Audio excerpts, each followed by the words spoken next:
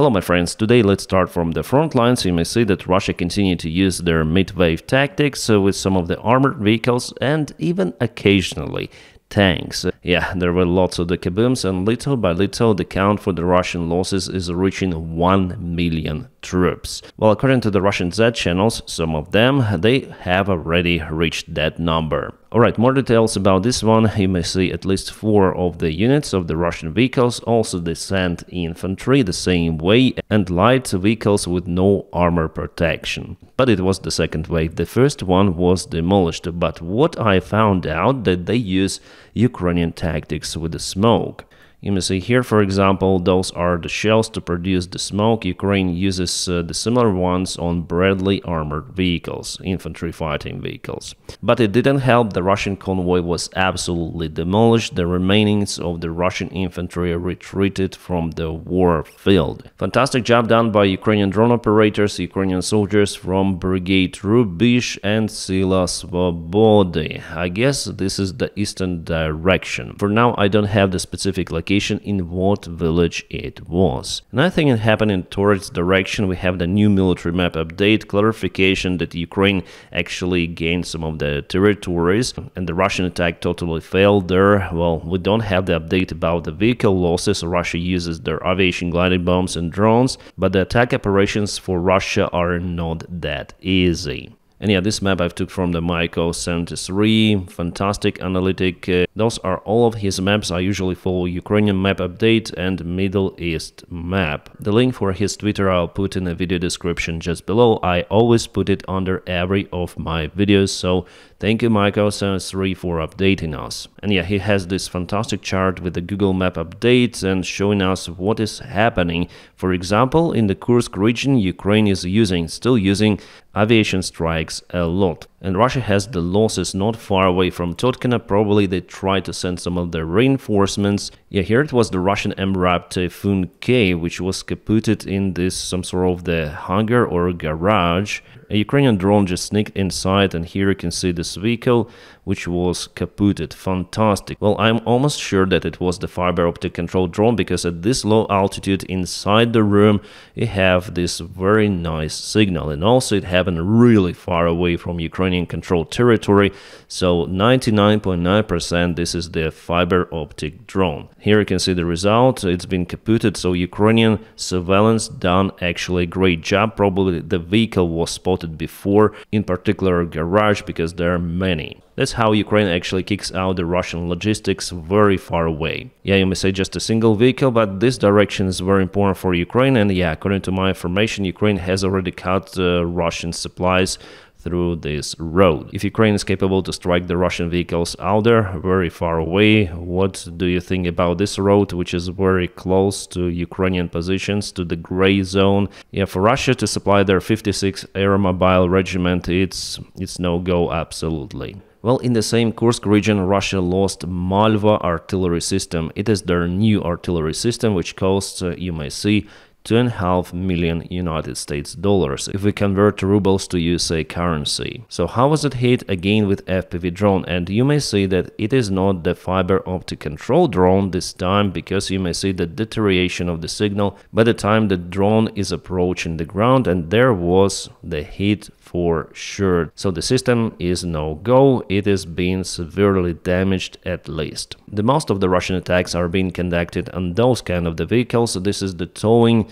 vehicle MTLB with a very weak armor. You can see Russia put some of the cages and anti-drone warfare, which absolutely doesn't help. Here I can show you this image. The Ukrainian drone with termite went very close to the hatch, and this vehicle was burned down.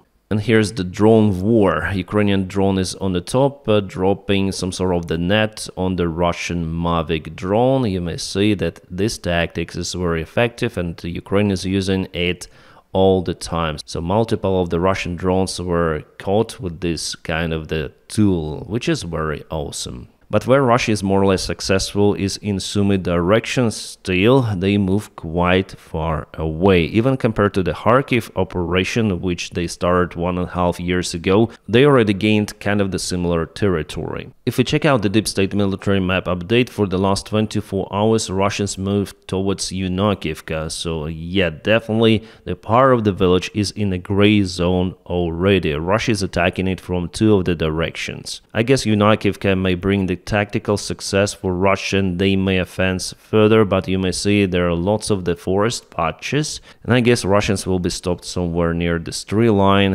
very close to Sumy actually. In this case, they might strike Sumy even with their FPV drones. It is not good, and I would recommend for anyone to stay in Sumy, I mean civilians. And if you check out the Mykos map, you may see that Russia tries to hit Ukrainian logistics, Ukrainian supplies further away from the front lines. The fights in Sumy region are very intense, but the main battles are ongoing in the eastern side of Ukraine. But at the same time, Russia fails to gain lots of the ground. Here, their main goal is to occupy Pokrovsk this summer and also proceed to Konstantinovka. Those are two possible hotspots for 2025. Well, at least I expect the fights for Pokrovsk and for Konstantinovka this year, if Russia again continues its pace with mobilizing army men. Despite all of the fights, the only place where Russia took the ground recently is at the border between Dnipropetrovsk region and Donetsk. So it was yesterday, it is today. They've took just this part of the field, and definitely they're very close to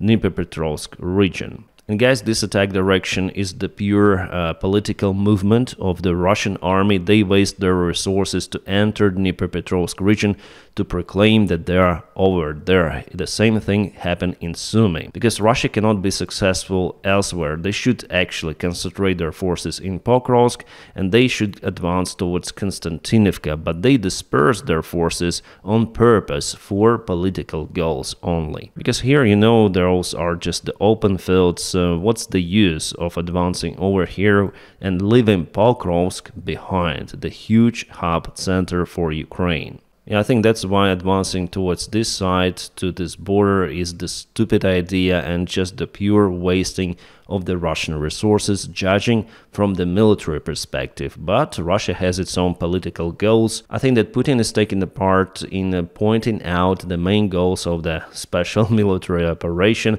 and Russian generals, they mostly obey Putin's will. Well, not just Putin, but his nearby circle. A fantastic day probably for everyone, especially for Ukrainian defenders who return back from the Russian prisons. Yeah, for the second day consecutive, there was the massive exchange of the prisoners of war. So luckily our guys came back after spending lots of the time, sometimes 3-4 years in the Russian prisons.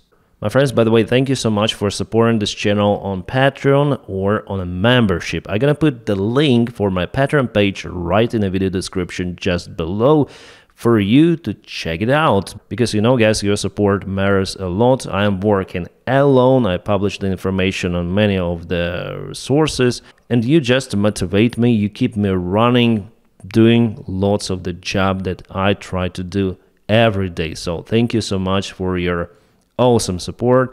If you don't have the opportunity to financially support the job that I do, you might just put your huge like to this video and subscribe for the channel, and that is how you improve this video in YouTube algorithms, and you tell YouTube to promote it to the wider audience. That is the main goal of the channel, to make it as popular as possible. Thank you so much for helping me with that.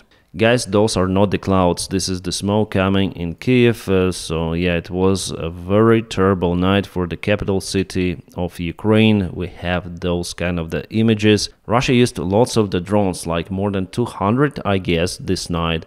And just a few of the cruise and ballistic missiles. I guess Ukraine is just running out of the tools to cope with the drone strikes. Plus, Russia is using the new drone tactics. I already explained it to you in one of my videos. Then Russian drones are flying very high and then they dive down to hit the target. In this case, the turrets are not effective against Russian drones, so Ukraine has to use very complicated and expensive systems like NASAMS, IRST, and Patriot. Odessa was also hit, and yeah, last night was really terrible, but for civilian infrastructure, even though Russians told that they hit just military, but in fact no. And yeah, we have tons of the images showing that it was definitely a civilian infrastructure. Yeah, this is Odessa, for example, just a random residential area. And this is Kiev, the parking spot near multiple of the several-story residential buildings. You may see a very populated place, and the building got damages. That's the tactics of the Russian army. They want to terrorize the Ukrainian population in general. That's they did actually in Chechnya when they demolished the Grozny capital city of the Chechen Republic of Ichkeria. And later on, Kadyrov, the powerful clan, which was fighting actually against Russians before, they betrayed their own people, and that's how Putin got his power in over Chechnya, and he's looking for the similar scenario in Ukraine. That's why Putin is calling Zelensky and not a legitimate leader of Ukraine, and he's looking for some sort of the puppet leader out there to appear, and he wants the Ukrainians to force the changes in the government because they're under constant strikes, so for them to beg some sort of the peace under the Russian conditions, because only that is how they will not suffer. But in fact, no, if Russia occupies Ukraine, they would provide terror. This year alone, Russia is going to open 26 of the new prisons on occupied territories of Ukraine. So it's the modern-day gulag. Putin just follows the Stalin steps. He cancels his own people, he starts the wars, and he represses everyone who doesn't agree with him. The same policies we hear from Donald Trump sometimes, yeah, but United States is democratic state for a very long time already, and for Donald Trump it's hard to ruin the system, but he tries. That's why he likes Putin, because it's his soulmate. Ukraine used the helicopter to eliminate the fire in Kyiv city. By the way, this is the Russian-made K-32 helicopter. Those helicopters before were delivered to Ukraine by Portugal, so they were purchased from Russia well before, and later on Portugal donated those to Ukraine. Or maybe they were purchased, sorry, I didn't dig into this information. Well, the thing is that Ukraine uses Russian tools in its own purposes, good purposes. And guys, it's the reminder that everything is the tool. That is how I see, for example, social media. Twitter, Telegram, TikTok, YouTube. I may not like who owns those platforms, but I provide my own message through those. So I use all of the possible tools to speak about Ukraine. That's how Ukraine uses those helicopters, which made by enemy state in its own purpose. Davydov, head of the Ukrainian intelligence, says that Russia has given North Korea Shahed 136 TAC drone production capabilities, technology, and maybe even spare parts. Russia calls those Iranian drones Geran 2, and they decided to cooperate with North Korea. So North Korea potentially may use Shaheds in their possible future wars, or they may start the production and sell the Shahed drones back to Russia. It also could be like that. Alright, kind of the interesting news. European Union proposed to lower the price cap on the Russian oil in a new sanction package. They're getting ready to implement 18th package of the sanctions. Well, some of the country leaders like Fico say that they may block this upcoming package, but we'll see after all. Before Fico voted for the sanctions applied on Russia. Zelensky in his latest interview said that Russia should have the limit of 30 bags per barrel, not more, and that would cause Russia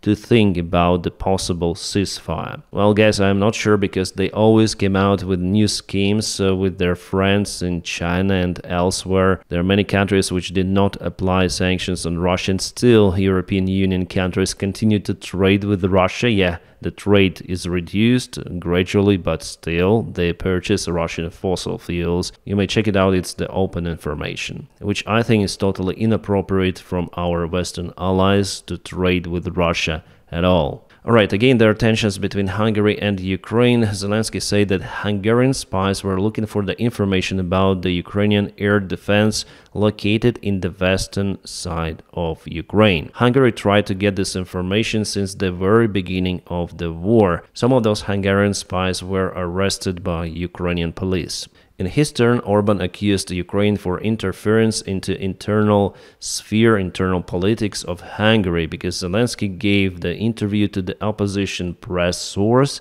Hungarian opposition source affiliated with Hungarian party Tisa or something like that. Orban obviously doesn't like it. Well, I guess that Hungary was actually aimed to gain some of the Ukrainian territories in case of the occupation of Ukraine by Russia. Yeah, believe me guys, if Russia was successful, Hungary would take the part of Ukraine, saying that it's deploying its peacekeeping mission to protect local Hungarian minorities or something like that. I think that Orban personally dreams about this kind of the scenario. Maybe that's one more reason why he supports Russia so much. A grown-up baby with narcissism, I mean Taco, is getting ready for his military parade. Yeah, officially the parade is dedicated to the Day of the American Army, but it's the same day with Donald Trump's birthday, the 14th of June. And yeah, there are lots of the strikers, for example, and Abrams tanks deployed to Washington. That's nonsense, my friends. Seeing that stuff happening in America, before it was like in dictator states like China, Russia, North Korea, especially parade dedicated to the birthday of dictators. So baby man Taco really likes military toys.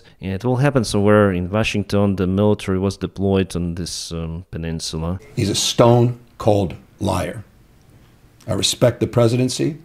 I've tried to have an open hand with him, tried to work with him. You can't work with Donald Trump. You can only work for him. And I will not. I refuse to work for Donald Trump. I think that's the policy which should be implemented by all of the Democratic Party.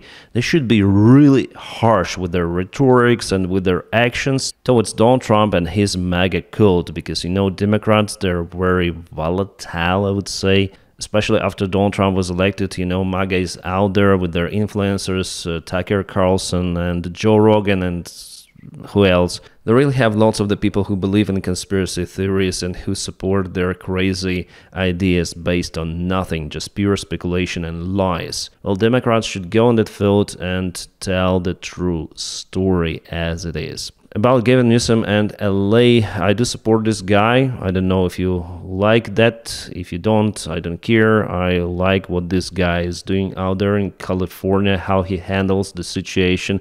He tries to de-escalate. Do I like those protests happening? No, I don't. I would like them to cease because actually they follow Donald Trump's scenario. It was the idea from Donald Trump to escalate. He sent the ICE wearing the Spetsnaz uniform especially for a purpose, to cause those riots. It is very profitable for Donald Trump, because after those photos appeared with Mexican flags, and by the way, there were also American flags, but no one shows that. They show Mexican flags, it means that those are illegal immigrants, Mexicans occupied our country, so let's send all of the army there. That's how Trump wants to establish his pure force control over the democratic state of California. After all, it's not just about LA, it has nothing to do actually with illegal immigration or ICE or something like that. No, Trump just uses those tools to escalate and to achieve his own goals. So far, I would say everything works in this case, apparently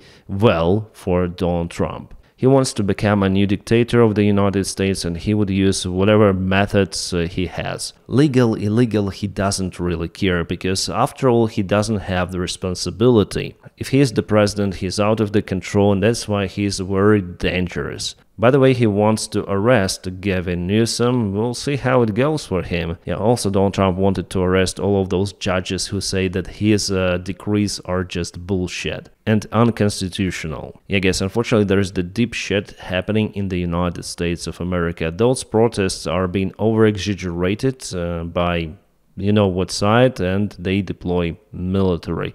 But they do not recall what happened on January the 6th, 2021, where even killers were pardoned by Donald Trump. One more lies from Donald Trump. He said that he spoke with Gavin, but Gavin told that there was no call, not even a voicemail, and Donald Trump didn't warn him that he's going to deploy National Guards or military to LA. And yeah, just for information, there are protesters with American flag. They're not burning it. Yeah, some individuals burned it, but you know, the crazy mob is always like that. There was one guy even with the Soviet flag, so they're uncontrolled, they're unruly, and it shouldn't be happening.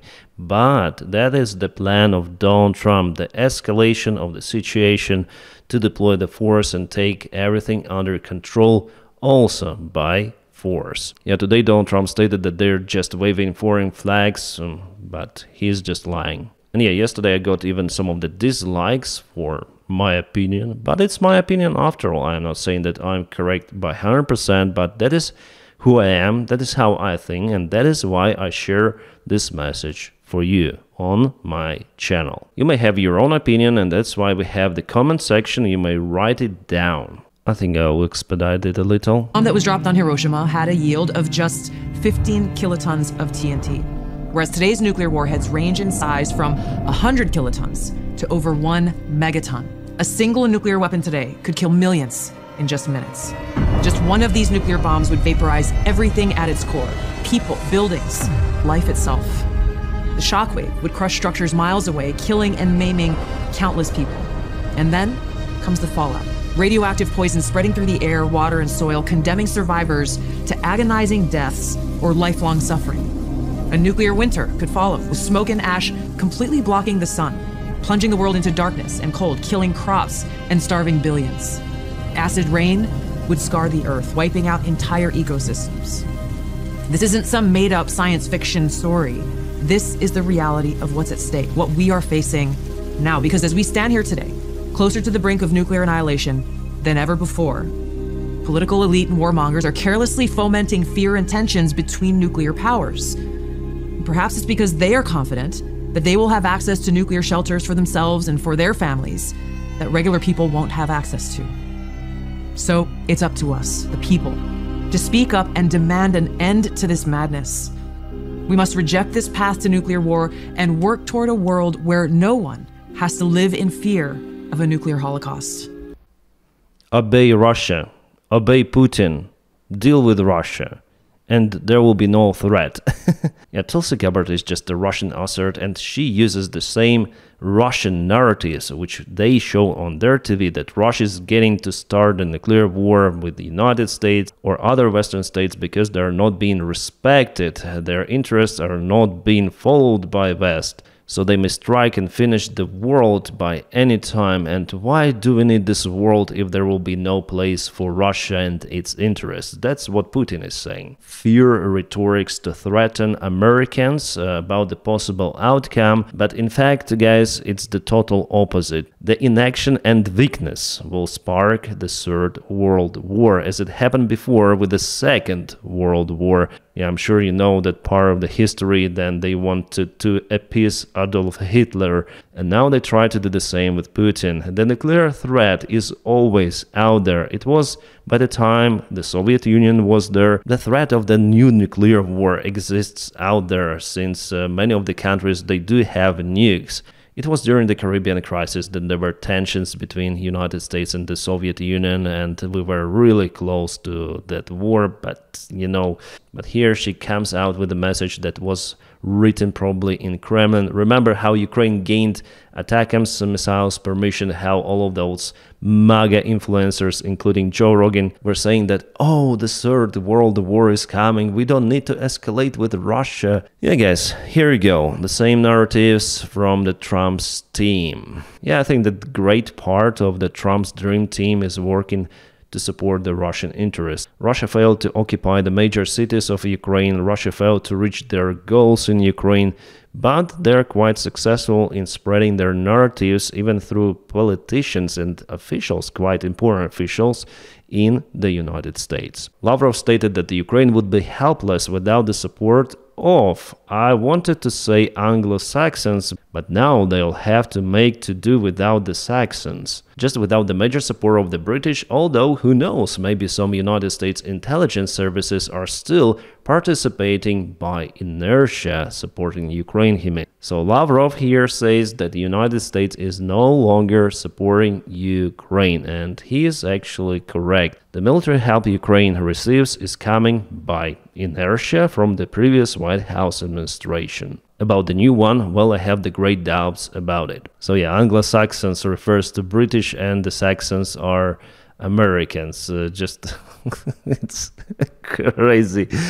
I guess just Russian propaganda uses this term. And there is some of the news about Iranian deal, which Trump totally fails. He exited Obama deal before, during his first term, and now he wants to return back to it, but I would say it's almost unachievable without dramatic circumstances. So Netanyahu and Trump spoke yesterday about this Iranian deal ongoing. Israeli Prime Minister asked Donald Trump to put an end to ongoing nuclear talks between the United States and Iran, allowing Israel to take necessary military action against nuclear sites inside Iran. Well, Donald Trump said that he will not give the green light to Israel to strike Iranian nuclear facilities in the near future, and also asked Netanyahu to stop publicly discussing this issue of the possible strikes on Iran. So in a way, the situation is kind of similar to Ukraine. Israel, which is the ally of the United States, is requesting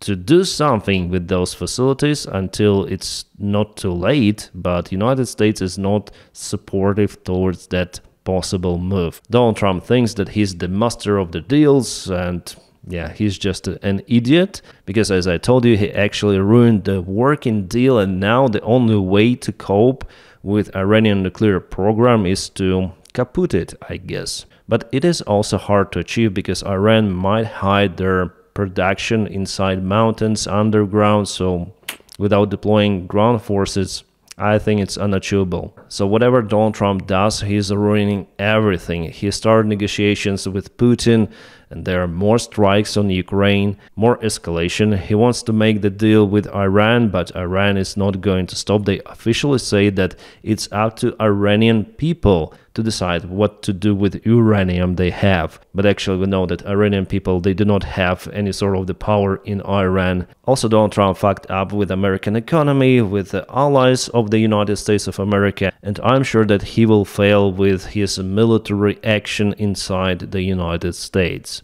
Guys, that's the total idiocracy full in action. I don't like this guy also, by the way. I don't support Netanyahu, by the way, as many of the Israelis, but this guy, he's just a total idiot, just a joke which somehow became the president of the most powerful country in the world. And guys, it is very dangerous. Now, my friends, please don't forget to press your huge like to this video. By doing so, you help me a lot, and also subscribe for the channel. Friends, I wish you all a peaceful sky wherever you are, and have a great time.